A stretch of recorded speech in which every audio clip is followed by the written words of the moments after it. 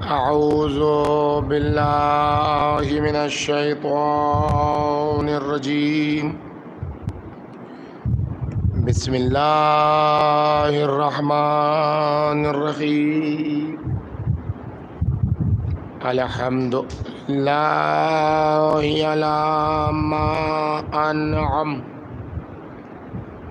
وله الشكر على ما ألهم والثناء بما قدم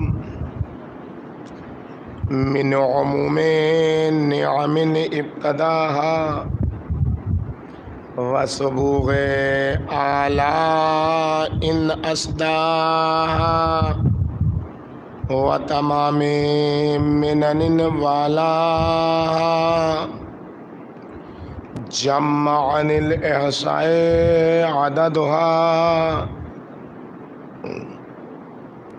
ونا عن الجزاء أمدها وتفاوت عن الإدراك أبدها والصلاة والسلام والتحية والإكرام على عبده ورسوله وصفيه وخيارته وأمينه على الوحي الذي انتجبه قبل أن أرسله وسماه قبل أن اجتبله واصطفاه قبل أن ابتعثه سيدنا ونبينا وشفيع ذنوبنا وطبيب نفوسنا وحبيب قلوبنا مولانا بالقاسم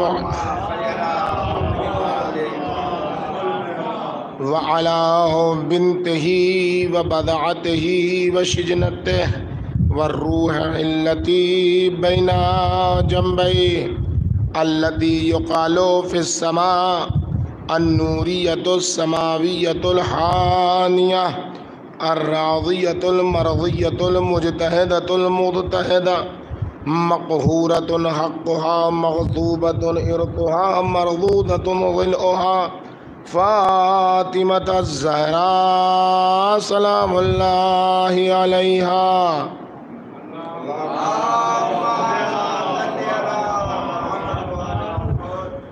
وعلى بالها وبنيها والسر المستودع فيها لا سيما على بقية الله في الأرضين.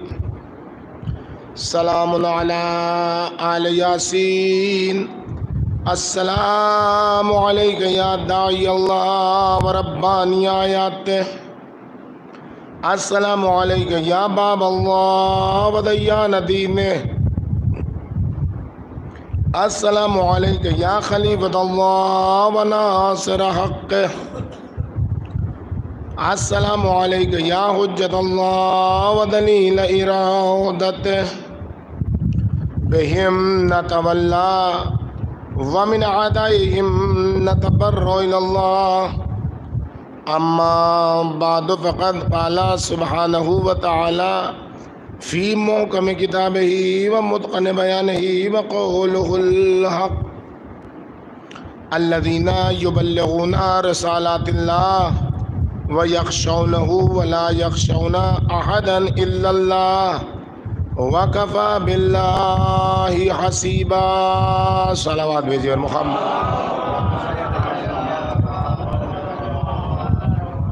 حضرات التماس ہے کہ ایک مرتبہ سورہ حمد و 3 مرتبہ سورہ قل هو اللہ کی تلاوت فرما کر مرحوم مغفور ظفر الحسن ابن طفیل حسن صاحب کی رکن.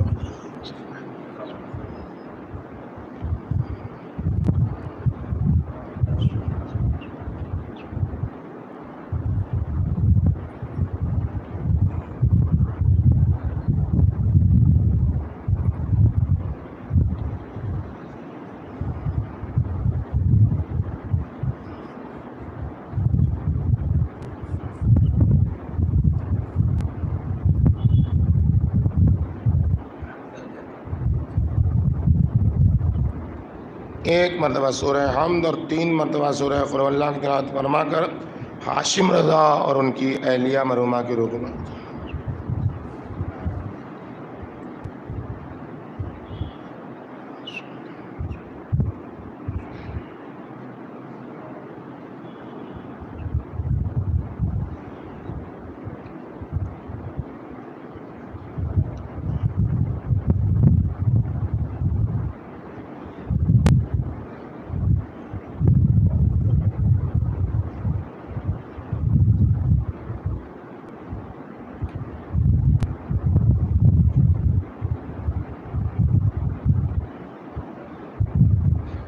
ایک سلامات بھیجیے اور محمد والا۔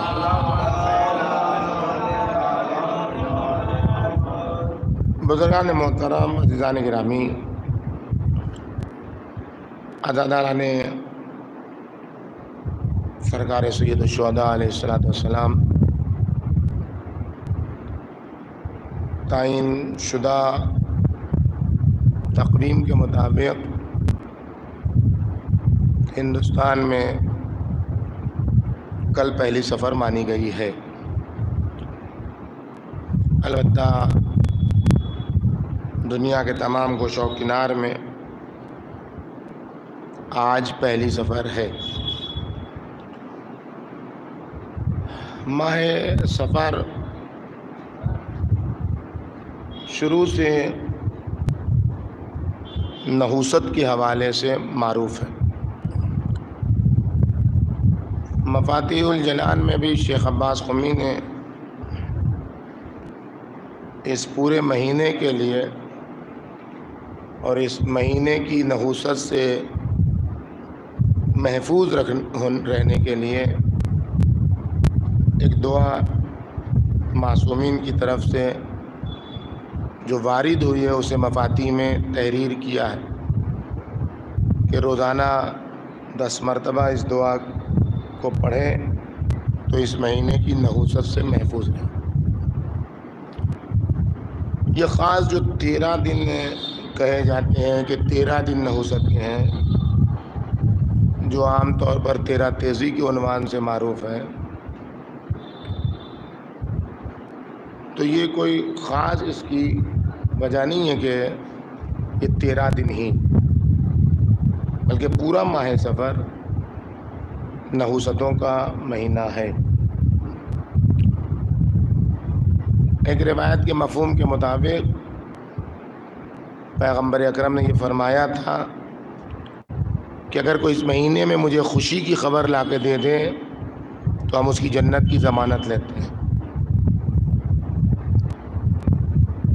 13 دن اگر مخصوص ہیں بھی نحوست کے حوالے سے تو وہی ان 13 دنوں کی جو سنگینی ہے اہل بیت اطہار پر مصیبت کی بنیاد پر، کہ پہلی صفر کو اہل حرم کا کارواں وارد دمشق ہوا ہے، اور پھر اس کے بعد جو مصیبتیں ہیں شام کی وہ انہی چند دنوں کی سخت مصیبتیں ہیں۔ مسئلہ جب نحوست کا سامنے آتا ہے تو ایک معرکۃ العرا بحث چھڑ جاتی ہے ایام سعد اور ایام نحس کی، دو دھڑا ہو جاتا ہے۔ کچھ لوگ کہتے ہیں کہ ایام سعد اور ایام نحس نہیں ہوتے ہیں، کچھ لوگ کہتے ہیں کہ نہیں، ایام سعد اور ایام نحس ہوتے ہیں۔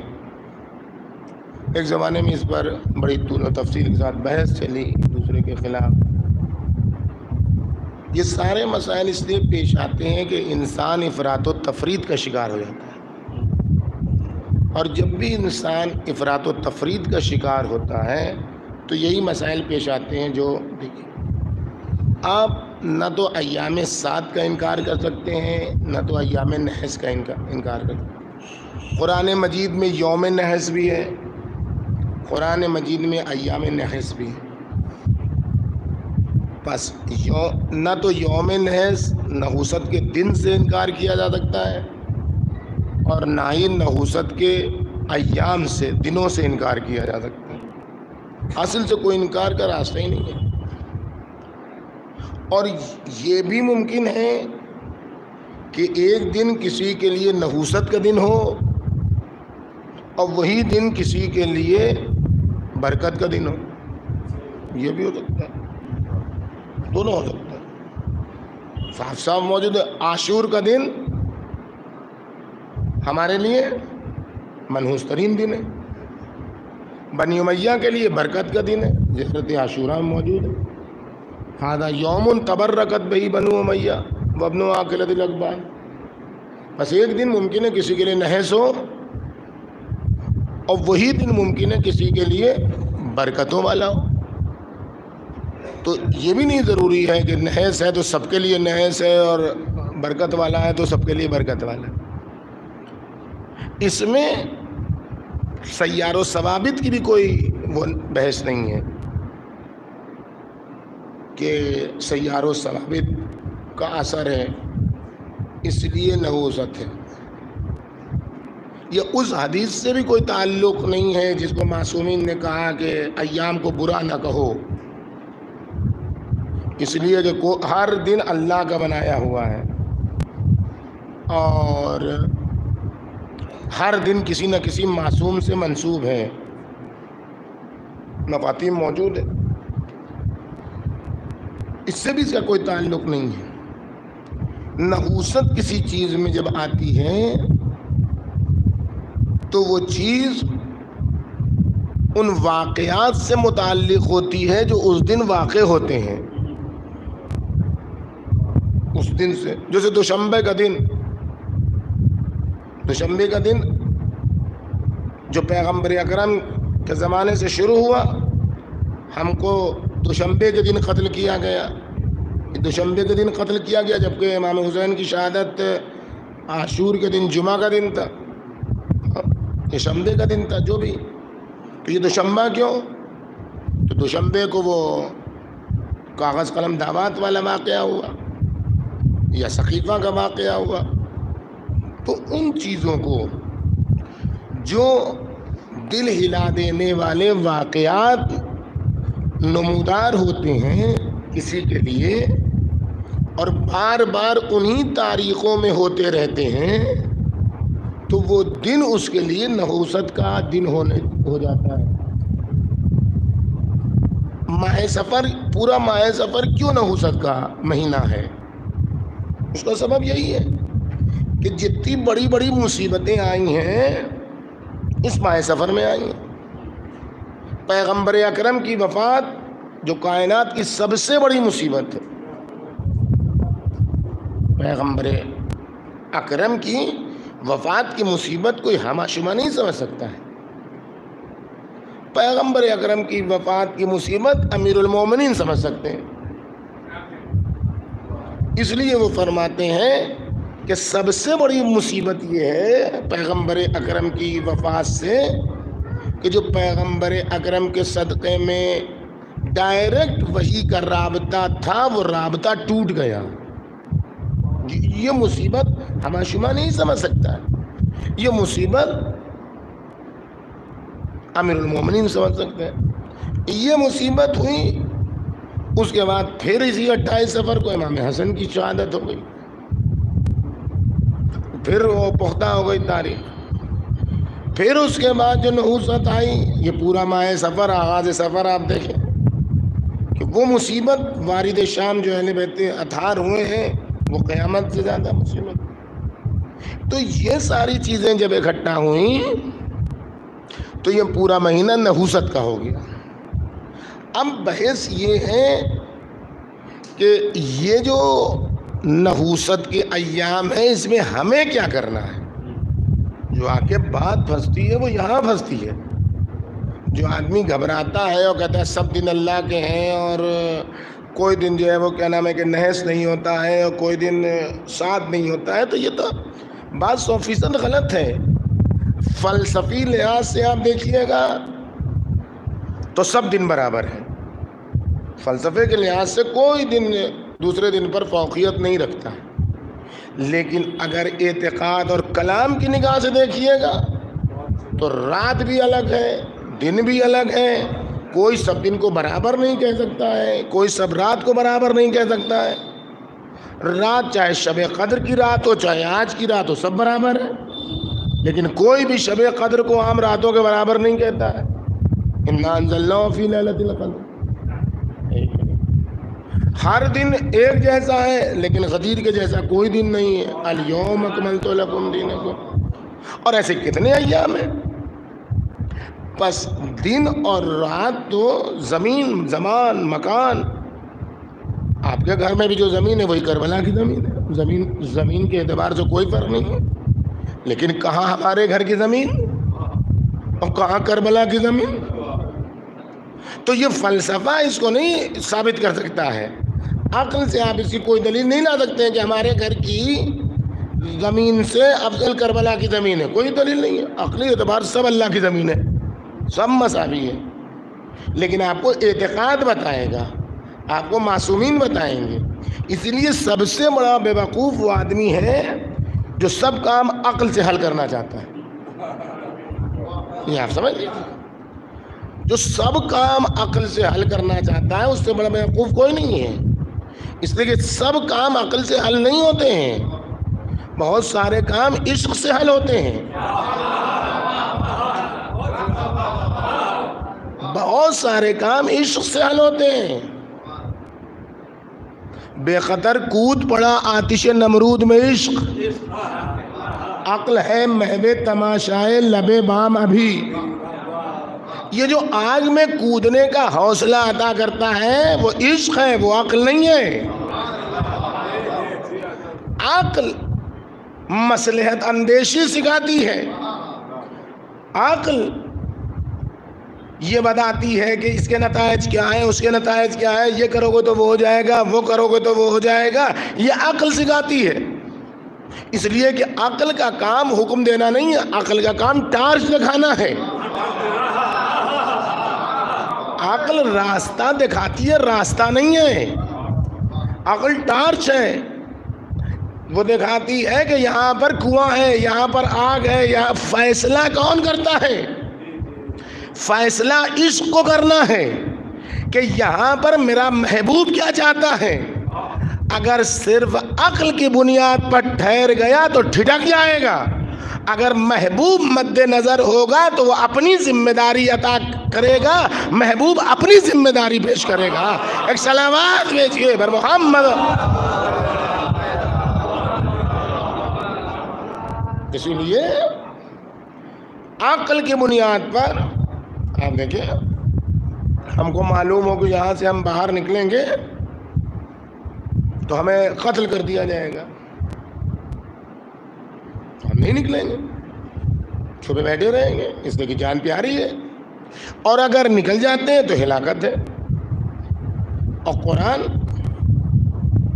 ہلاکت سے منع کرتا ہے، لا تلقوا ایدیکم، اپنے آپ کو ہلاکت میں نہ ڈالو۔ تو جب یہ بات آپ جانتے ہیں، امام حسین کو یہ بات نہیں معلوم تھی؟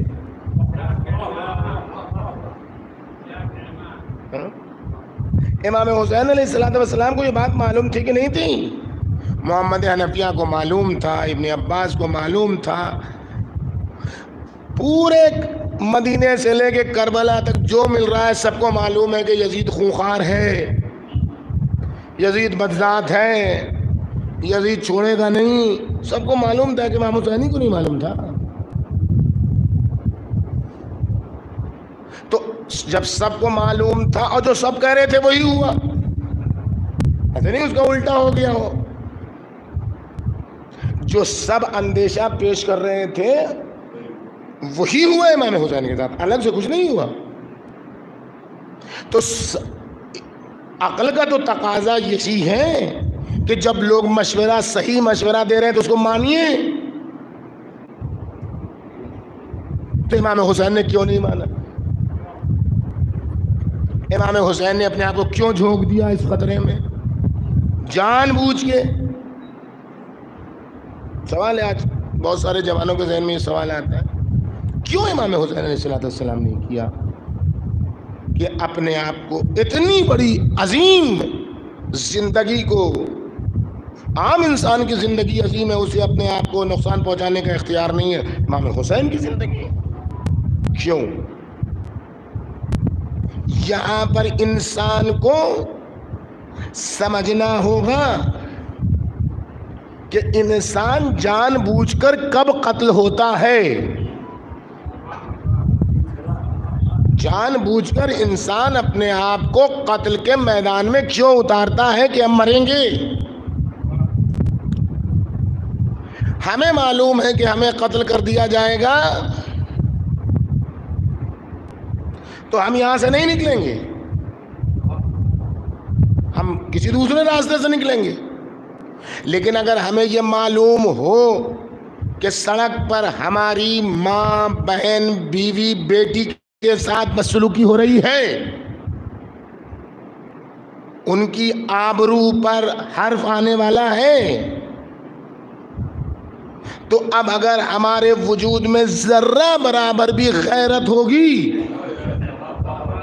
تو اب تک جو ہم کنارے بیٹھے ہوئے تھے جان بچانے کے لیے، ہمیں 100% بھی یقین ہوگا کہ ہم جائیں گے تو مار ڈالے جائیں گے، پھر بھی ہم باہر نکلیں گے، اس ظالم سے اپنے گھر کی ناموس کو بچائیں گے ولو ہم قتل کر دیے جائیں۔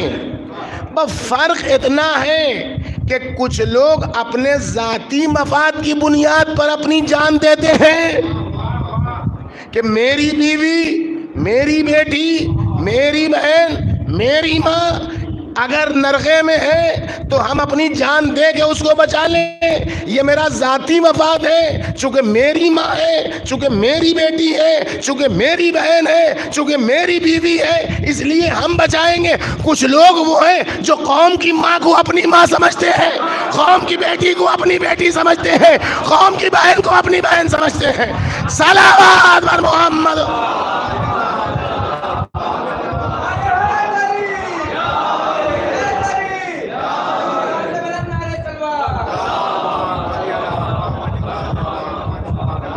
کربلا، اب کربلائیات اور امام حسین اور امام حسین علیہ السلام کے ساتھ آنے والے افراد وہ تھے جو اپنے ذاتی مفاد سے بہت اوپر اٹھ چکے تھے، وہ فقط اپنے گھر کے دائرے میں نہیں سوچتے تھے، وہ فقط اپنے ذاتی مفاد کو نہیں دیکھتے تھے بلکہ اپنے ذاتی مفاد کو قربان کر کے قومی مفاد کو دیکھتے تھے۔ اور وہی کربلا کے راستے پر چل سکتا ہے جو ذاتی مفاد کو قربان کر کے قومی مفاد کو آگے کرے۔ صلوات بھیجیے بر محمد۔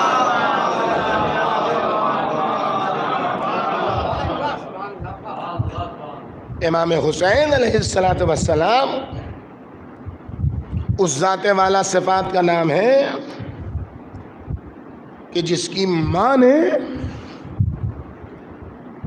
ان کی ولادت کے وقت ان کی موت کی تمنا کی ہے۔ فاطمہ زہرا جیسی ماں جو حسین ابن علی سے اتنا جس کا عشق ہے کہ آج تک رابطہ نہیں ٹوٹا ہے، آج بھی وہ ماں شب جمعہ اپنے بیٹے کے پاس آتی ہے، اتنا قوی رابطہ ہے، اتنی قوی محبت ہے ماں بیٹے میں۔ تو ایسی ماں ولادت کے وقت بچے کی موت کیوں چاہے گی؟ لیکن چاہا، کیوں چاہا؟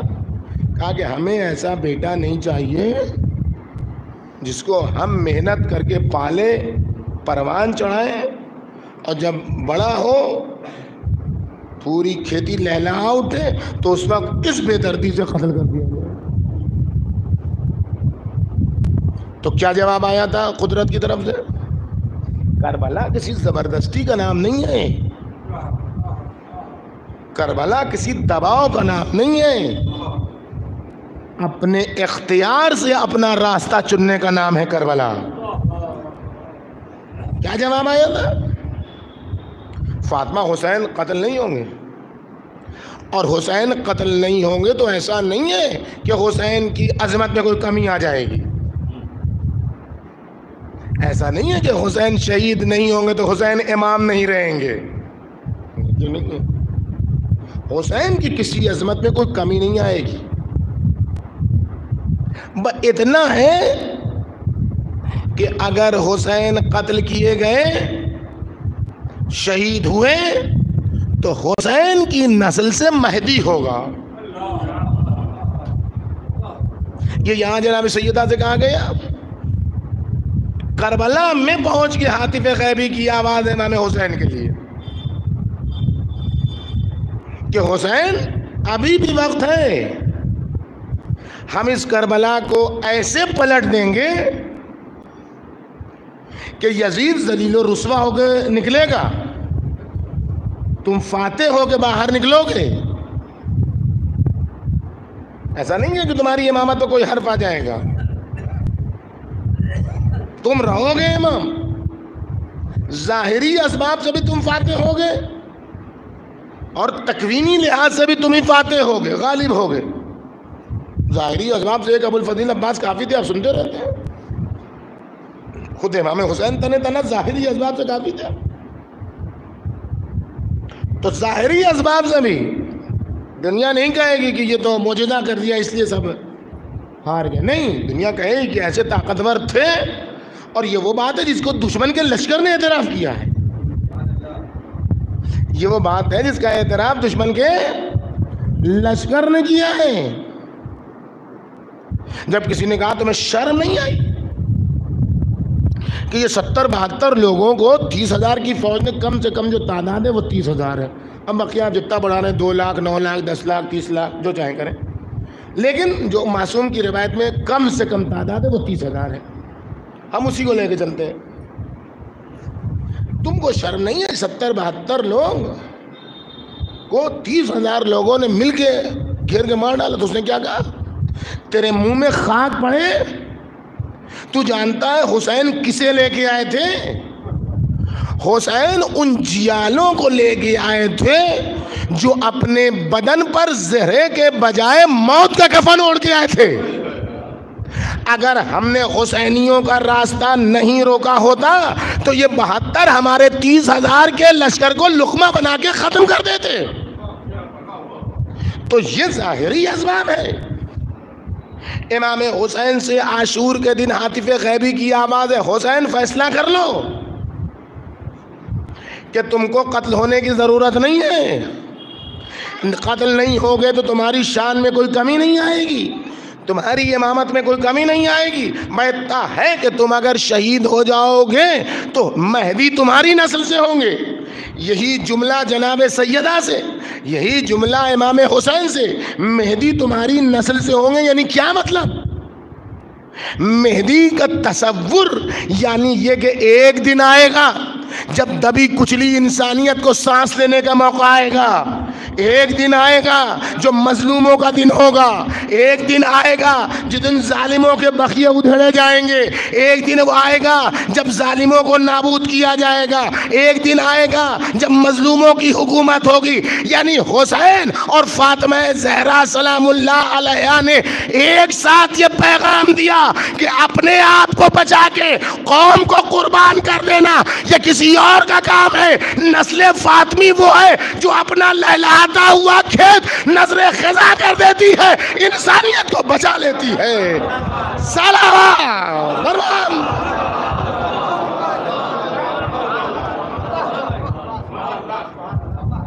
اگر ہماری ماں بہن بیوی بیٹی خطرے میں ہو تو ہم اپنی جان خوشی دے دیتے ہیں اور کوئی سے نہیں کہتا ہے کہ ہلاکت ہے. ہم اپنی ماں کو اپنی ماں سمجھتے ہیں. لیکن حسین وہ ہیں جنہوں نے کائنات کی ماؤں کی آبرو بچائی. حسین وہ ہیں کہ جنہوں نے کائنات کی بہنوں کی آبرو بچائی. حسین وہ ہیں جنہوں نے کائنات کی بیٹیوں کی آبرو بچائی ہے. اور ایک جملے میں حسین وہ ہیں جنہوں نے بزم نسواں کی آبرو کی حفاظت کی. یزید کوئی ایسا آدمی نہیں تھا کہ ہم شیعہ ہیں تو کہہ رہے ہیں لوگ مان لیں. کسی کو ہماری بات ماننے کی ضرورت نہیں ہے. ہم کسی پر دباؤ نہیں ڈالتے ہیں کہ ہماری بات مانے. یزید وہ ہے، کیا کیا امام حسین علیہ السلام نے، لوگوں کو سمجھ میں نہیں آ رہا تھا۔ آج یورپ کا آپ چارٹ اٹھا کر دیکھیں، 80% کے آس پاس غیر شادی شدہ بچے ہیں۔ یہ جنسی آزادی دے دینا آسان ہے، جنسی آزادی کے نتیجے میں جو نتائج خراب ہوتے ہیں اس کو سمیٹنا مشکل ہے۔ آج یورپ میں شاید 20% ملیں گے جن کے ایک باپ ہوں گے، 80% کے 2 یا 3 یا 4 باپ ہوں گے۔ اگر دیکھ لیجیے، اگر میری بات کا یقین نہیں ہے تو آپ دیکھ لیجیے، اٹھا کے دنیا میں پھیلی ہوئی یہ بات ہر سال نکلتا ہے کہ اتنے جوڑے غیر شادی شدہ ریلیشن شپ کے نتیجے میں بچے والے ہوئے ہیں۔ تو یہ ریلیشن شپ سے صاحب اولاد ہونا دیکھنے میں تو اچھا لگتا ہے، لیکن جب ریلیشن شپ کے بچے پروان چڑھتے ہیں اور ماحول پراگندہ ہوتا ہے، ماحول برباد ہوتا ہے، قومیں برباد ہوتی ہیں، تب پتہ چلتا ہے ممالک کو کہ سمیٹنا مشکل ہے۔ آج جس مصیبت سے یورپی ممالک جنسی آزادی کے نتیجے میں اپنی قوم کو جھیل رہے ہیں، اگر حسین نہ ہوتے تو پورے عالم اسلام کو یہی مشکل۔ آج آپ خدا کا شکر ادا کیجئے کہ فخر سے کہتے ہیں میرا باپ ایک ہے۔ یزید نے وہ کام کیا تھا، تمام عالم اسلام کے 4 باپ ہوتے۔ سلام در محمد، ایک آواز بلند، سلام در محمد۔ حسین کے نہیں، حسین کے خون نے نہیں، تھوڑے حسین کا خون خدا کا خون ہے، یوں ہی تھوڑے حسین کا خون سار اللہ ہے، یوں ہی تھوڑے حسین کے خون سے اذلت العرش کانپنے لگے ہیں۔ جب مدینے کے لوگ گئے ہیں رپورٹ لینے کے لیے، ولید کی شکایت لے کے امام حسین کی شہادت کے بعد ولید کی شکایت لے کے گئے ہیں کہ یہ ظلم کر رہا، وہاں سے لوٹے تو کیا کہا؟ اس سے کیا بات کریں؟ ینکہ البنات، ینکہ الامہات، ینکہ الاخوات۔ یزید تو اپنی بہنوں سے شادی کرتا ہے، یزید تو اپنی ماں سے بدکاری کرتا ہے، یزید تو اپنی بیٹی سے بدکاری کرتا ہے۔ جس یزید کے گھر میں اس کی سگی بہن بیٹی ماں محفوظ نہ ہو، وہ قوم کی بیٹیوں کی کیا حفاظت کرتا؟ صلوات بھیجیے بھائی محمد۔ سرکار سید الشہداء جان بوجھ کے نکلے، معلوم تھا کہ ہم قتل کیے جائیں گے، معلوم تھا کہ ہم کو ٹکڑے ٹکڑے کیا جائے گا، معلوم تھا کہ ہماری نسل اسیر ہوگی، لیکن یہ سب کچھ برداشت ہے تاکہ نسل حلال زادہ پیدا ہو، کائنات میں حرام زادوں کی دنیا نہ پائی جائے۔ صلوات بر محمد۔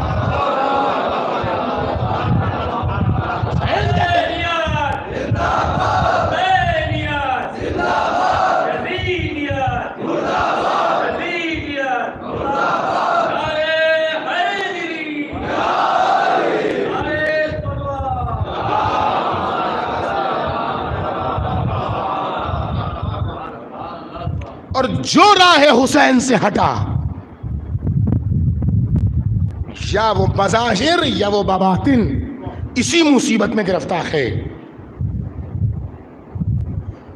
اس کو سمجھ میں نہیں آتا ہے کہ کون محرم ہے کون نامحرم ہے۔ بظاہر بہائی بہائی نام سنا ہوگا آپ لوگوں نے، ایک فرقہ جو ایران میں ہی پیدا ہوا. اس کے احکام میں سے ایک حکم کیا ہے؟ انسان اپنی بہن سے شادی کر سکتا ہے. یہ کس بنیاد پر ہے؟ اور اس کا مرکز آج کہاں ہے؟ اسرائیل میں ہے. آج بھی حسینیت اور یزیدیت کو پہچاننا کوئی بہت بڑا کام نہیں ہے. وہ آنکھیں کھولنے کی ضرورت ہے. کس کے اسرائیل سے رابطے ہیں، کس کے امریکہ سے رابطے ہیں، سمجھ میں آ جائے گا کون یزیدی ہے کون حسینی ہے. صلوات برہم. ایک بات بلند صلوات. بہرحال بات نحوست کی چل رہی تھی، گم نہ ہونے پائے کہ آدھی بات کہہ کے ختم کر دیا. تو نحوست سیار ثوابت کی بنیاد پر نہیں ہے. کس بنیاد پر ہے؟ اس بنیاد پر یہ نحوست ہونے والے واقعات کی بنیاد پر ہوتی ہے. جیسے جیسے واقعات ہوتے چلے جاتے ہیں ویسے ویسے نحوست بڑھتی چلی جاتی ہے. اب جو مشکل ہے وہ یہ ہے کہ نحوست کا مقابلہ کیسے کیا جائے. یہ سب سے بڑی بات ہے جو انسان کو خرافات میں پھنساتی ہے کہ اب تیرا تیزی کو جو ہے وہ بڑھانا ہے تو یہ کرو، اور جھاڑو تیرا تیزی کو، اور چاول سے اور گیہوں سے اور نہ معلوم کیا کیا علم غلم ہوتا ہے، سب جانتے ہیں. یہ سب سے نحوست نہیں جاتی ہے،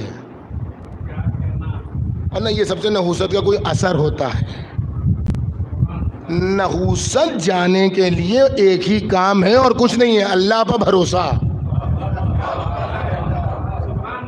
نحیس دن ہو یا 7 دن ہو، دونوں میں خدا پر بھروسہ کرنا ہوگا. اگر 7 ایام میں تم نے عیش و نوش میں زندگی بسر کی تو ممکن ہے وہ نحوست میں تبدیل ہو جائے.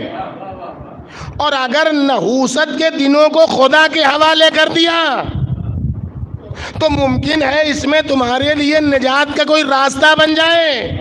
یہ معصومین نے مفاتیح میں جو دعا بتائی ہے، یہ دعا اسی لیے ہے کہ نحوست میں اپنے کاموں پر بھروسہ نہ کرو، خدا سے رابطے پر بھروسہ کرو. صلوات بر محمد.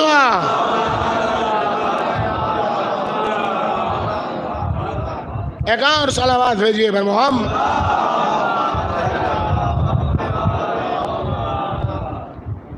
تو آیت شریفہ جس عنوان کو پیش کر رہی ہے وہ یہی ہے کہ وہ لوگ جو الہی پیغامات پہنچاتے رہتے ہیں ان کی خصوصیت یہ ہے کہ وہ صرف اور صرف اور صرف اللہ سے ڈرتے ہیں. اللہ کی عظمت کے آگے سر نیاز خم کرتے ہیں. ان کے صرف اللہ کی خشیت پائی جاتی ہے. ولا یخشون احدا. یہی کمال نہیں ہے کہ خشیت الہی پائی جاتی ہے، بلکہ دوسرا کمال یہ ہے کہ اللہ کے علاوہ کسی کی عظمت ان کی نگاہوں میں آتی ہی نہیں ہے. جو توحید کا ماننے والا ہوگا وہ ہمیشہ کراس کا نظریہ رکھے گا، سیدھے سیدھے نہیں جائے گا. اس لیے کہ سیدھے سیدھے جائے گا اچھائیوں کی طرف تو اسے یہ پرکھ نہیں رہے گی کہ راستے کے کانٹے کون ہیں. اچھے کام کی طرف آگے بڑھنے والے، اچھے راستے کی طرف آگے بڑھنے والے کو راستے کا پتھر دیکھنا ہوگا. راستے کا پتھر دیکھ کے راستے کے پتھروں سے الجھنا نہیں ہے. اگر راستوں کے پتھروں سے الجھے، اگر راستوں کے کانٹوں میں پھنسے تو وہ پھنساتے چلے جائیں گے. تمہارا کام ہے کانٹوں کو کنارے کرو، پتھروں کو کنارے کرو، اپنے مقصد کو آگے بڑھاؤ اور پھر وہاں پہنچ جاؤ کہ نہ کانٹے ملے نہ پتھر ملے، صرف پھول ہی پھول ملتا رہے. صلوات بر محمد.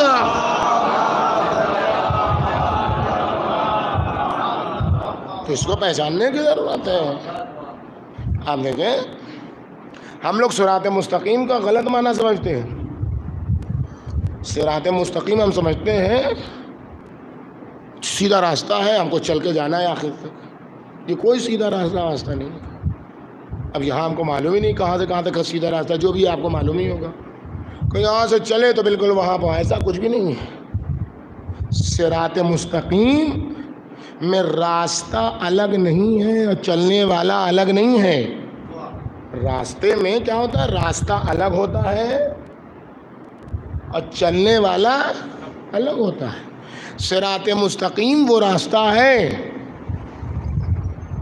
کہ جس کے آغاز میں راستہ تو الگ ہوتا ہے, چلنے والا الگ ہوتا ہے, لیکن جب چلنے والا آہستہ آہستہ مدام اور مسلسل اور ریگولر اس راستے پر چلتا ہے تو وہ خود راستہ بن جاتا ہے.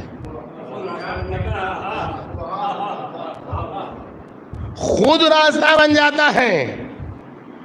اور پہلے اس کو بتایا جاتا ہے ان کو دیکھو. شروع میں کیا بتایا جاتا ہے؟ شروع میں کیا بتایا جاتا ہے؟ دیکھو یہ ہے راستہ, دیکھو وہ ہے راستہ, دیکھو ان کو دیکھو, دیکھو ان کو دیکھو, دیکھو ان کو دیکھو. یہ ایک راستہ ہے. اور جب یہ چلنے والا چلتا ہے تو پھر اب آگے والے مسافر کا راستہ دکھانے کے بجائے پیچھے والے کو بتایا جاتا ہے. دیکھیے کربلا کی خصوصیت یہی ہے, آغاز میں سب حسین کے راستے پر تھے, سب کو دکھایا جا رہا تھا وہ حسین ہیں, وہ حسین ہیں. لیکن جب کربلا میں سب اکٹھا ہوئے عاشور کے دن تو سب اپنے اپنے دائرے میں حسین بن گئے. سب اپنے اپنے دائرے میں حسین بن گئے. اور حسین بننے کا نتیجہ کیا ہوا؟ آپ امام حسین کی زیارت دیکھیے. جتنی زیارتیں امام حسین کی آپ دیکھیں گے اس میں آپ کو زیارت میں جناب ابو الفضل عباس کی بھی زیارت ملے گی, جناب علی اکبر کی بھی الگ سے زیارت ملے گی, شہداء کی بھی زیارت ملے گی. ایک زیارت عاشورہ ہے جس میں صرف امام حسین کی, آخر میں 2 جملے میں السلام علی الحسین وعلی علی ابن الحسین وعلی اولاد الحسین, یہ بس 3 جملہ, اس کے علاوہ کچھ نہیں ملے گا. جو کچھ ہے امام حسین کی زیارت ہے. کیوں؟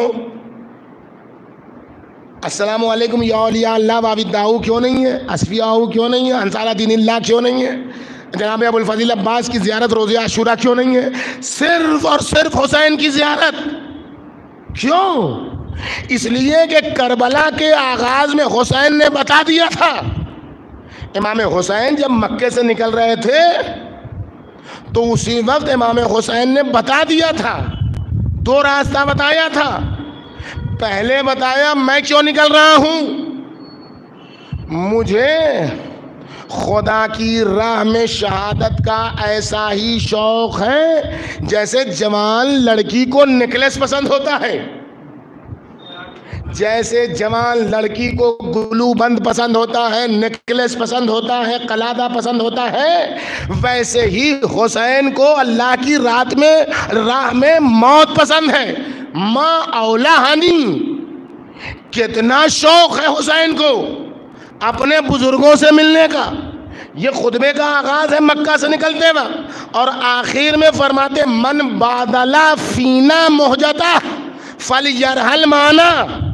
اب حسین نے یہ نہیں کہا کہ جو اللہ کی راہ میں اپنا خون دینا چاہے وہ میرے ساتھ چل دے, نہیں. اب حسین نے کہا کہ جو میری راہ میں اپنا خون دینا چاہے, من بادلا فینا مہجتا. حسین کون ہے؟ بدلا فی کا مہجتا.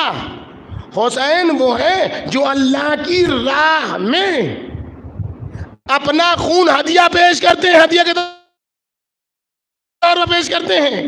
لیکن جتنے حسین کی راہ پر ہیں ان کو حسین کی نگاہ سے اللہ کو دیکھنا ہے.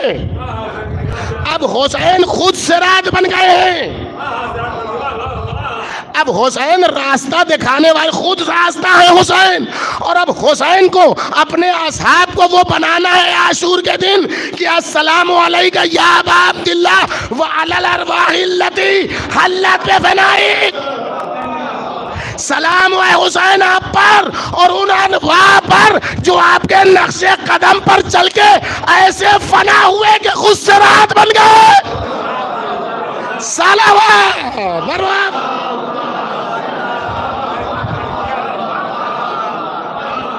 ایک بابا دے بلند سلام. اب کہو صراط مستقیم یعنی حسین صحیح، اب کہو صراط مستقیم یعنی جون صحیح، اب کہو صراط مستقیم یعنی حبیب صحیح، اب کہو صراط مستقیم یعنی زہیر صحیح، اب کہو صراط مستقیم یعنی علی اکبر صحیح، اب کہو صراط مستقیم یعنی بریر صحیح، اس لیے کہ راستے پر چلنے والا اتنا صراط پر راسخ ہو گیا کہ اب وہ خود صراط بن گیا. سلام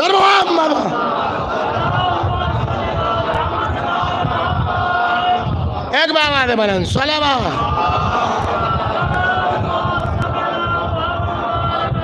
مطلب اس سے زیادہ نہیں، ایک دوسری مجلس بھی آپ لوگ کو جانا بھی ہے.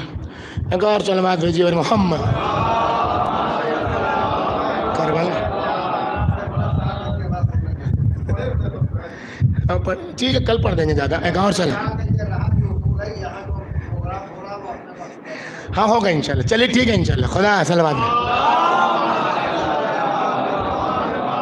50 منٹ ہو گیا ہے. ایک سلامات بھیجیے پر محمد بہرحال الذین یبلغون رسالات اللہ، اگر خدا کا پیغام پہنچانے کا شوق ہے تو سب سے پہلے یہ سمجھنا ہوگا کہ گھنٹے 2 گھنٹے خدا کا پیغام نہیں پہنچنے والا ہے. ہماری جو بنیادی مشکل ہے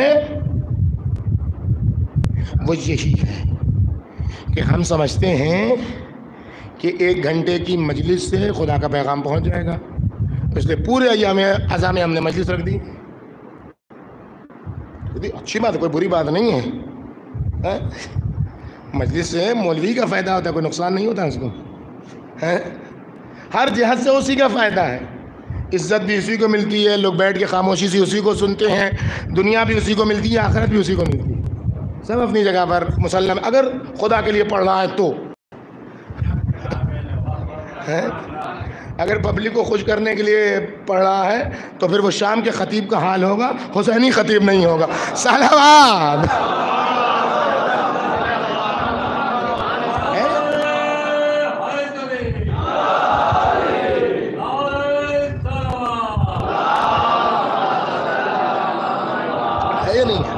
تو بات اس کی نہیں ہے، اس کو ہم کو چینج کرنا ہوگا، اس کرائٹیریا کو، اس معیار کو بدلنا ہوگا کہ الہی پیغامات 1 گھنٹے کا نہیں ہوتا ہے، 2 گھنٹے کا بھی نہیں ہوتا ہے. ڈیوٹی آپ دنیا میں دیکھیں، ایک انجینئر 1 گھنٹے میں نقشہ بنا کے اتنا پیسہ کما لیتا ہے جو 8 گھنٹہ محنت کر کے مزدور نہیں کماتا ہے. یہ نہیں ہے ایسا؟ وہ بھی ڈیوٹی ہے. 8 گھنٹے کی ڈیوٹی ہے، 12 گھنٹے کی ڈیوٹی، 14 گھنٹے سے زیادہ ڈیوٹی آگے نہیں. 24 گھنٹے کسی کی ڈیوٹی نہیں. ڈیوٹی یہی ہے. جو الہی پیغامات پہنچانے والا ہے اس کا نتیجہ کیا ہے؟ چاہے 1 گھنٹہ ڈیوٹی کرے، چاہے 14 گھنٹے ڈیوٹی کرے، ہر ڈیوٹی کے بعد اس کی لائف آزاد ہے، اس کی زندگی آزاد ہے. جب تک ڈیوٹی میں ہے ڈیوٹی کے پروٹوکول کی رعایت کرے گا. اگر لباس ڈیوٹی میں پہننا شرط ہے تو ویسا لباس پہنے گا. اگر اسٹائل ڈیوٹی میں شرط ہے تو اس اسٹائل کو مینٹین کرے گا. جو بھی پروٹوکول ہیں ڈیوٹی کے، جب تک ڈیوٹی میں ہے اس وقت تک ڈیوٹی کے پروٹوکول کو اپنائے گا، اس کے مینٹین کرے گا اس کو. اور جہاں ڈیوٹی ختم ہوئی وہاں وہ لباس بھی اترے گا، وہاں وہ اسٹائل بھی ختم ہوگا، وہاں وہ انداز بھی ختم ہوگا. اب اس کی پرسنل لائف ہو جائے گی، اب اس کی ذاتی زندگی ہوگی. اب جو چاہے کرے. کسی تیسرے کو بولنے کا اختیار نہیں ہے کہ ارے تم ابھی ایسے تھے ابھی ہو گئے. کہ ہم اس وقت ڈیوٹی میں تھے، آن ڈیوٹی تھے، آف ڈیوٹی ہیں. یہی سب تو جملے ہیں، یہی سب تو بولا جاتا ہے، چاہے پرائیویٹ جاب ہو چاہے سرکاری جاب ہو، سب میں یہی ہے.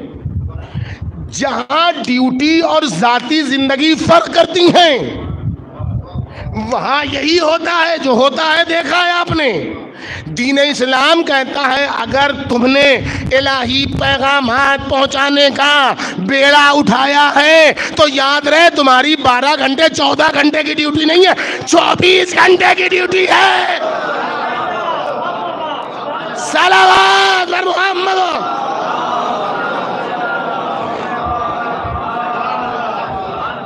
24 گھنٹے کی ڈیوٹی کا مطلب ہے کہ جاگتے میں بھی ڈیوٹی ہے، سوتے میں بھی ڈیوٹی ہے. اس لیے کہ 24 گھنٹے میں سونا بھی شامل ہے. جاگتے وقت تو ڈیوٹی کرنا مشکل ہے، سو کے کیسے ڈیوٹی ہوگی؟ کر سکتے ہیں آپ سو کے ڈیوٹی؟ ہوگی سو کے ڈیوٹی؟ جو اس کو الہی پیغامات پہنچانے کا شوق ہے وہ جاگے گا بھی تو ڈیوٹی کرے گا، سوئے گا بھی تو ڈیوٹی کرے گا. جس کو جو جتنا پیغام الہی کو پہنچانے کا شوق رکھے گا وہ اتنا زیادہ عظیم ڈیوٹی انجام دے گا. اگر الہی پیغامات وقتی پہنچا رہا ہے تو گھنٹے 2 گھنٹے سوتے میں اسے کوئی مطلب نہیں ہے کہ آن کے سوئے یا چت سوئے، داہنے کروٹ سوئے کہ بائیں کروٹ سوئے، رخسار پر ہاتھ رکھ کے سوئے کہ ہاتھ ہٹا کے سوئے، کدھر زیادہ سوئے کدھر کم سوئے، اس میں کوئی مطلب نہیں. جیسے نیند آ گئی، گھر کا کپڑا پہن کے سوئے یا باہر کا کپڑا پہن کے سوئے، موزے پہن کے سو جائے، جوتے پہن کے سو جائے یا سب کچھ اتار کے جا سوئے، کوئی مطلب نہیں ہے اسے. کیوں؟ اس لیے کہ اس کی ڈیوٹی نہیں ہے، پرسنل لائف ہے. تھکا تھکایا آیا بستر پر پڑ گیا، چاہے جیسے سو جائے. لیکن اگر الہی پیغامات ہے تو کبھی بھی اون کے نہیں سوئے گا، اس لیے کہ ایسا دشمن خدا سوتا ہے. صلوات محمد. یا چت سوئے گا حکماء کے طریقے سے، یا داہنی کروٹ سوئے گا انبیاء کے طریقے سے، یا بائیں کروٹ سوئے گا اصفیاء کے طریقے سے. یہ سونا بتاتا ہے کہ ہم سونے میں بھی ڈیوٹی سے دستبردار نہیں ہے، جیسا میرا رب چاہتا ہے.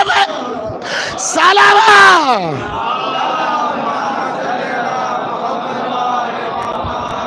ایک بار بات بیان. صلوات بر محمد. جس کو جتنا بڑا شوق ہوگا خدا کا پیغام پہنچانے کا، وہ اتنا زیادہ اپنے آپ کو پابند سمجھے گا خدا کے پیغامات کا. اور جو سب سے عظیم پیغام پہنچانے والا ہوگا، پورے اسلام کا خلاصہ کیا ہے؟ آپ ایک جملے میں مجھے بتا سکتے ہیں؟ ایک جملہ، وہی جو شروع میں میں نے کہا وہی ہے. اپنے ذاتی مفاد کو چھوڑ کر قوم کے مفاد پر قربان ہو جانا، یہ پورا خلاصہ ہے، بس اور کچھ نہیں ہے دین اسلام. قربانی، ایثار، جذبہ فداکاری، اپنے آپ کو دوسروں کے ہاتھ پکڑ کر خدا تک پہنچانے کے راستے میں قربان ہو جانا، بس یہی ہے. یہی ہے خلاصہ پورے دین کا. رسول اللہ سے لے کے امام زمانہ تک آپ دیکھ لیجئے یہی ملے گا. تو یہ جاگنے میں تو ممکن ہے کہ ہم قربانی دے دیں، جاگتے میں تو یہ ممکن، سوتے میں یہ کیسے ممکن ہے؟ لیکن جب خدا کا خوف، جب خشیت الہی، جب خدا کے پیغامات کو پہنچانے کا شوق ہوتا ہے تو جاگتا رہتا ہے. انسان جب صراط بن جاتا ہے انسان جب پیغامات الہی پہنچانے کا مرکز بن جاتا ہے تو وہ فقط انسانوں کے لیے مشعل راہ نہیں ہوتا ہے، وہ فقط انسانوں کے لیے اسوہ و قدوہ و نمونہ نہیں ہوتا ہے، وہ فرشتوں کے لیے بھی نمونہ بن جاتا ہے۔ جب تک جاگتا رہتا ہے پیغام پہنچاتا ہے، جب سوتا ہے تو خدا فرشتوں سے کہتا ہے اے جبرائیل، اے میکائیل، میں نے تم دونوں بھائی بنایا۔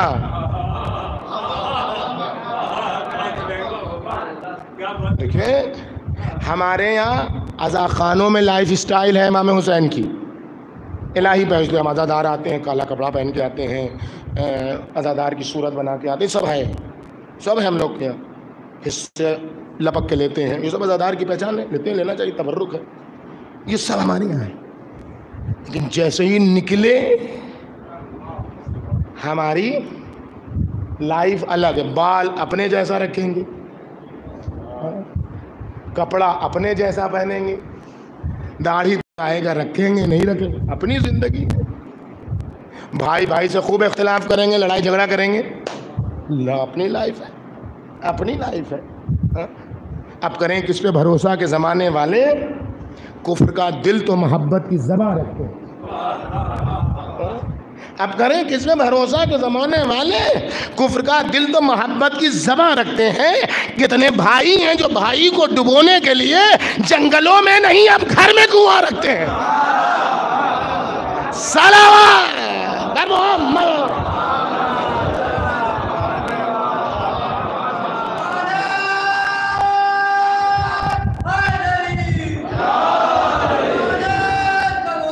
یہ کیوں ہوا؟ اس لیے کہ ہم عزاخانوں میں پیغام پہنچانے والے ہیں، گھروں میں پیغام رساں نہیں ہیں۔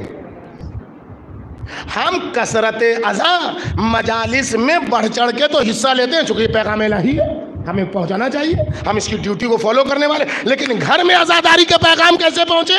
بیوی کے ساتھ، بہن کے ساتھ، بھائی کے ساتھ، محلے والوں کے ساتھ، اس سے ہم سے کوئی مطلب نہیں، وہ ہماری ذاتی لائف ہے۔ وہاں جہاں سے یہ ہوا وہاں سے الہی پیغام نہیں پہنچے گا، اس لیے کہ عزاداری ہو یا مسجد ہو، دونوں میں پیغام سیکھنا ہے، سڑکوں پر استعمال کرنا ہے۔ صلوات محمد و آل محمد۔ ہماری مشکل یہ ہے کہ ہم سب سیکھتے ہیں اور سیکھ کے دبا لیتے ہیں۔ اب دیکھیے نا ذرا، گوشت کی دکان پر کبھی کھانا وانا بنوانا ہو 150-150 لوگوں کا، اور آپ کو ڈیوٹی دے جائے کہ بیٹھ کے گوشت کٹوانا ہے، بیٹھ کے گوشت کٹوانا ہے، 1 گھنٹہ کتنے دیر میں کٹے گا؟ جتنی دیر میں کٹے، گھنٹے 2 گھنٹے میں، اس کے بعد اپنے کپڑے کو سونگھیے، گوشت کی بو آنے لگتی ہے۔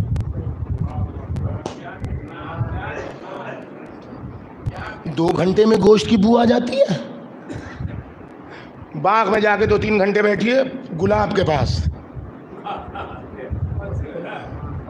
گلاب کی خوشبو کپڑے میں آ جاتی ہے۔ عطار کی دکان میں چلے جائیے جہاں جو عطر بیچتا ہے، 2-3 گھنٹے اس کے ساتھ بیٹھیے، یہ عطر وہ عطر، یہ وہ، تم کپڑے سے عطر کی خوشبو آتی ہے۔ جو جہاں جس کے قریب ہوتا ہے اس کے اثر کو قبول کرتا ہے، وہی نہیں قبول کرے گا جو کورونا کی طریقے سے کوچ پہن لے گا۔ دیکھا کورونا میں کیا چل رہا تھا؟ اب اس کی تو داستان چھوڑیے، اس کو چھیڑیں گے بہت لمبا، لیکن آپ دیکھ ہی جان ہی رہے کیا تھا۔ یہ کاہے کے لیے تھا کہ آپ اندر سے باہر کی چیز آپ کو اثر انداز نہ کر سکے۔ تو جب تک اپنے آپ کو آزاد کر کے رکھو گے، اثر قبول کرو گے، کوچ لگا کے بیچ میں معنی ایجاد کر کے بیٹھو گے تو کبھی اثر قبول نہیں کرو گے۔ آپ نے کبھی سوچا گوشت کی دکان میں بیٹھنے سے گوشت کی بو، عطار کی دکان میں عطر کی خوشبو، پھولوں کے پاس بیٹھ کے پھولوں کی خوشبو گھنٹے 2 گھنٹے میں آ جاتی ہے؟ سال بھر تو رہنے دیجئے، کم سے کم 2 مہینے 8 دن تک کبھی ہم علی اکبر کے پھول پر، کبھی ہم قاسم کے پھول پر، کبھی ہم عباس کے پھول پر، کبھی زینب، سارے پھولوں کے ساتھ ہے، لیکن علی اکبر کی جوانی آتی ہے نہ عباس کی فداکاری آتی. صلوات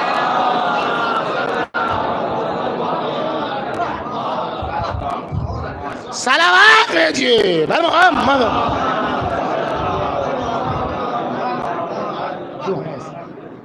اس لیے کہ ہم نے یہ سمجھا ہے کہ ہماری ڈیوٹی امام باڑے تک ہے، ہماری ڈیوٹی مسجد تک ہے. بس یہی خراب بات ہے، اسی لیے پیغام نہیں پہنچ پا رہا. جب پیغام جاگتے جاگتے پہنچاؤ گے، سوتے سوتے پہنچاؤ گے، تب پھر تمہارا پیغام فقط انسانوں تک محدود نہیں رہے گا، فرشتے بھی تمہارے پیغام سے اثر انداز ہوں گے. تم فداکاری میں سو گے، خدا جبریل و میکائیل کو مہمان بنائے گا، برادر بنائے گا. اے جبرائیل میں نے تم کو میکائیل کا، اے میکائیل میں نے تم کو جبرائیل کا مہمان بنایا. دونوں میں سے ایک کی زندگی کو زیادہ کر دیا. کون ہے جو اپنی زندگی کو دوسرے بھائی پر قربان کر دے؟ فرشتوں کی جماعت میں سناٹا، اسی لیے فرشتے رہ گئے، انسان نہیں بن پائے. اللہ عبادت کا محدود دائرہ فرشتوں کی نگاہ میں، عبادت کا وسیع دائرہ انسان کامل علی کی نگاہ میں ہے. کہ اللہ ہم جتنا زیادہ زندہ رہیں اتنا زیادہ تیری عبادت کریں، ہمارے لیے باعث فخر. ہم اپنی زندگی کیوں دوسرے پر قربان کر کے اپنی عبادت کو کم کریں؟ بس جیسے ہی یہ کنجوسی دیکھی کہ ایک دوسرے پر اپنی جان نچھاور کرنے کو تیار نہیں ہے بھائی ہونے کے باوجود، تو کیا آواز ہے؟ اما کنتا مثل علی ابن ابی طالب. ارے تم علی جیسے کیوں نہیں بن جاتے جو اپنے چچا زاد پر اپنی زندگی نرغہ آدھا میں قربان کر رہا. صلوات بر محمد.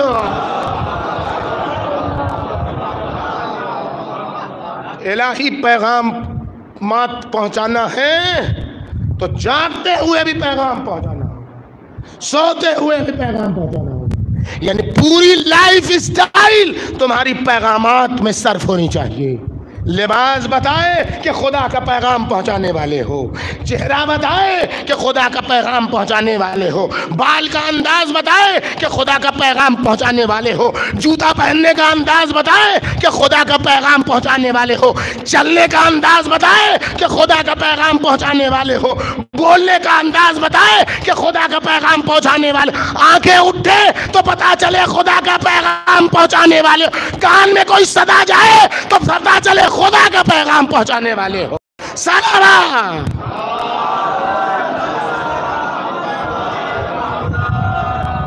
ایک بار آتے بلند صلوات.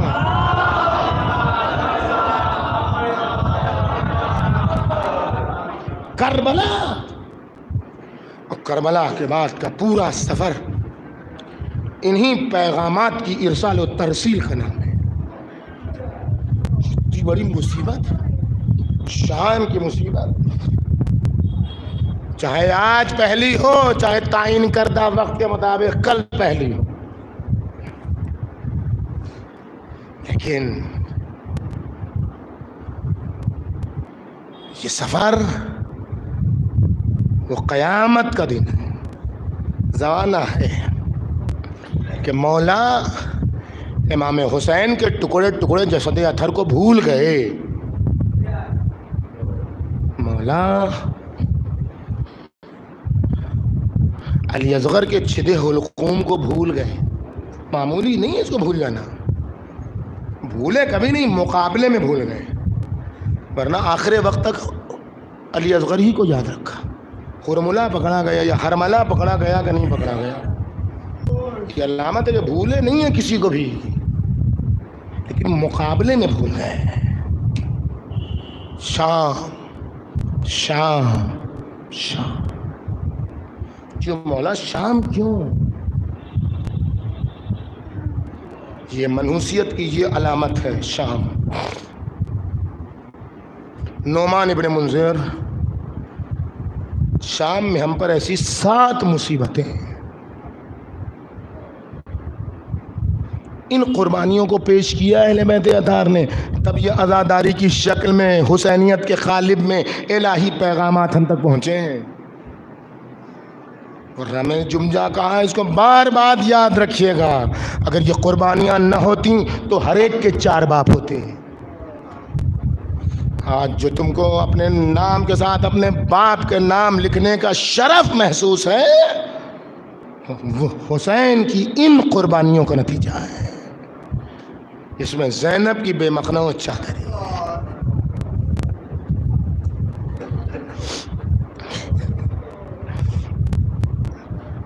ہم بہت بڑے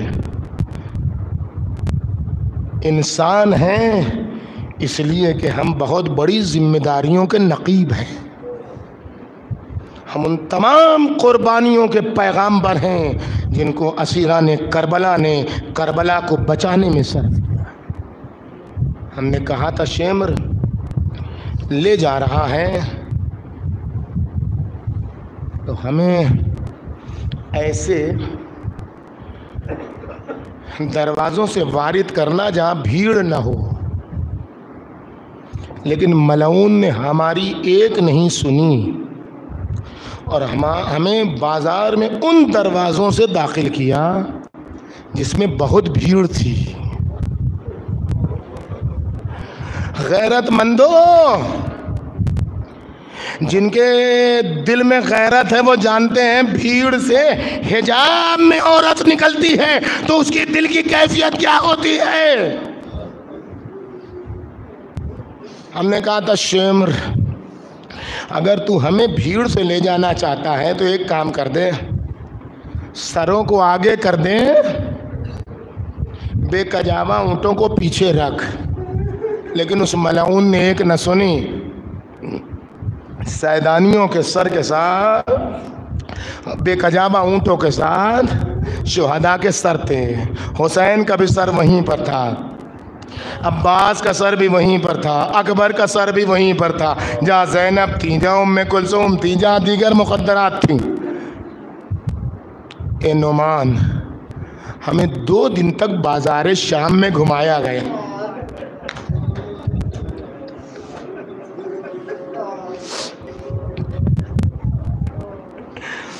اور ایسے گھمایا گیا کہ ہمیں نیزوں کی انیوں اور تلواروں کی نوک کے بیچ میں رکھا گیا. ہم میں سے کوئی ہلتا تھا تو نیزے کی انی تلوار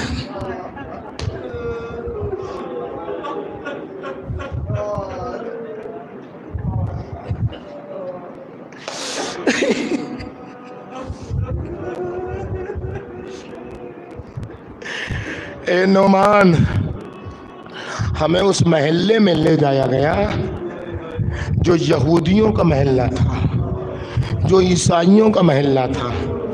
جارچی نے آواز لگائی کہ یہ اسی علی کی اولاد ہیں جنہوں نے خیبر و خندق میں تمہارے بزرگوں کو قتل کیا تھا. تو اب جو چاہتا ہے بدلہ لینا وہ ان سے بدلہ لے لیں.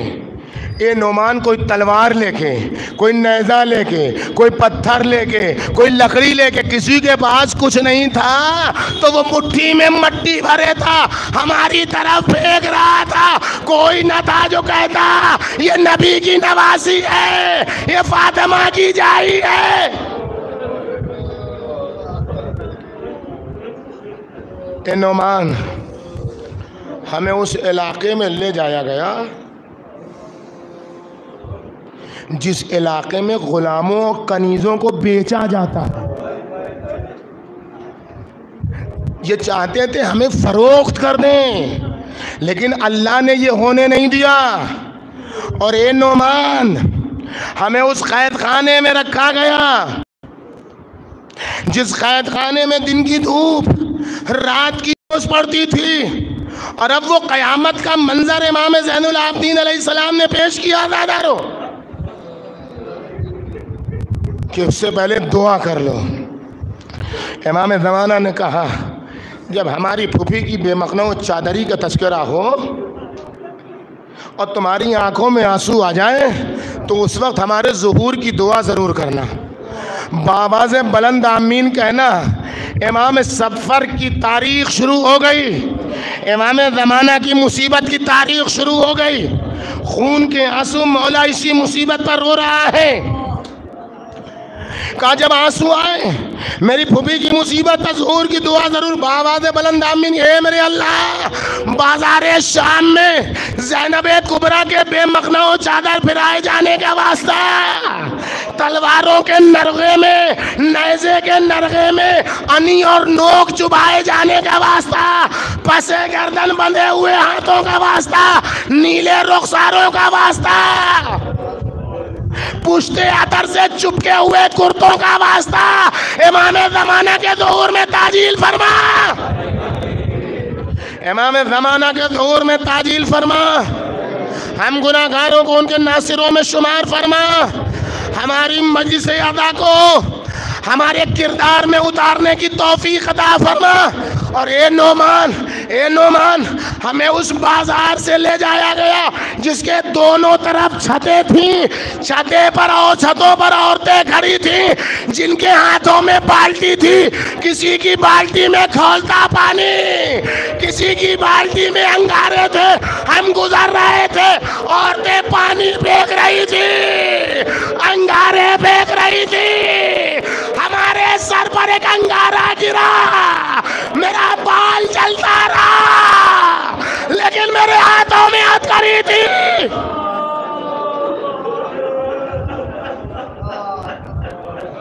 ساری مصیبت زینب کبریٰ سلام اللہ علیہا نے برداشت کر لی، 2 دن تک 3 دن تک جو بھی تھا۔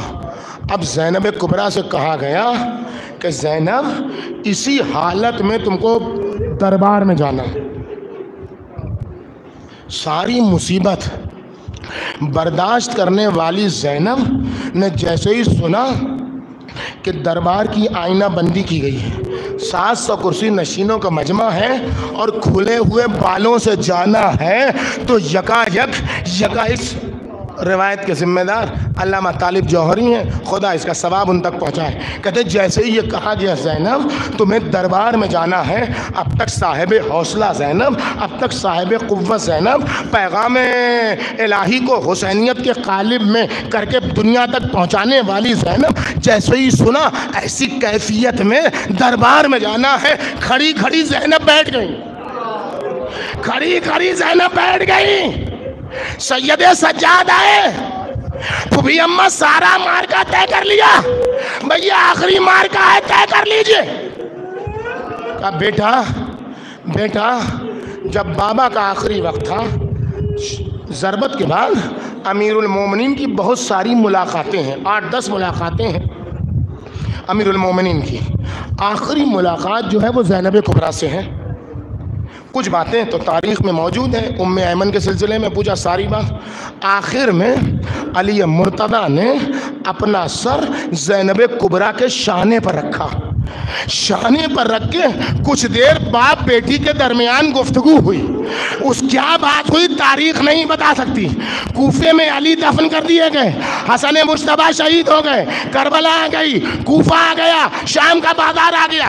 جیسے ہی دربار میں جانے کے لیے بیٹھ گئی زینب، زین العباد پھوپھی اماں کیا سبب ہے؟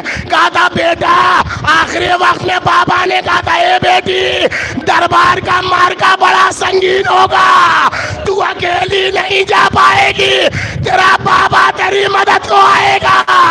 اے بیٹا سید سجاد، زینب بابا کو نہیں دیکھ پا رہی، ابھی بات کر رہی تھی کہ زینب کھڑی ہو گئی، السلام علیکہ یا بتا، بابا سلام قبول، بابا تم آ گئے، ارے